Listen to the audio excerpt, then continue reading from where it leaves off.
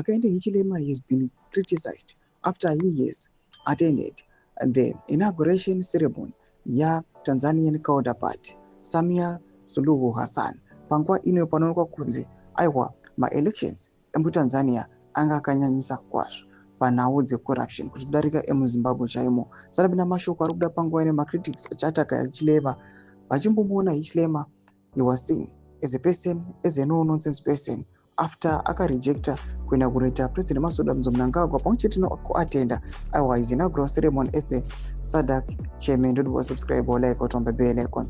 News okusinobuda chiti after boycotting Zimbabwe, President Masodamzo Mnangagwa's poorly attended inauguration in 2023 in Harare. In the aftermath of the blatantly rigged election, Zambia President Hakainde Hichilema is attending Tanzania President Samia Suluhu Hassan's swearing-in ceremony under a lockdown and post-election violence cloud, in which about 800 people were killed, exposing him to charges of double standards and hypocrisy. Mnangagwa was elected through a monumentally fraudulent sham election, just like Hassan, whose situation currently is far worse. Domashoko ari kuda panguva ino anachiti kwaakainde Hichilema tamumuona ana kuno atenda inauguration yemuZimbabwe chichasiyana, and panguva ino toona kuti zvekuTanzania zvitori worse. Vanhu vakweshena akainde Hichilema zvakanyanya.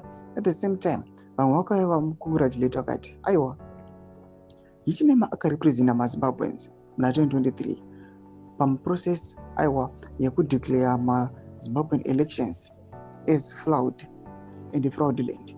Aiwa Hichilema akambomira neZimbabwe, but panguva ino tikatarisa right now kuAU nekuSADC hapana proper representation yeTanzania pamusoro penhau iyi. Tudze mafunguro enyu moti kudii pamusoro pechitiko ichi. Mina comment section medu mafunguro enyu. So subscribe or like, check on the bell icon.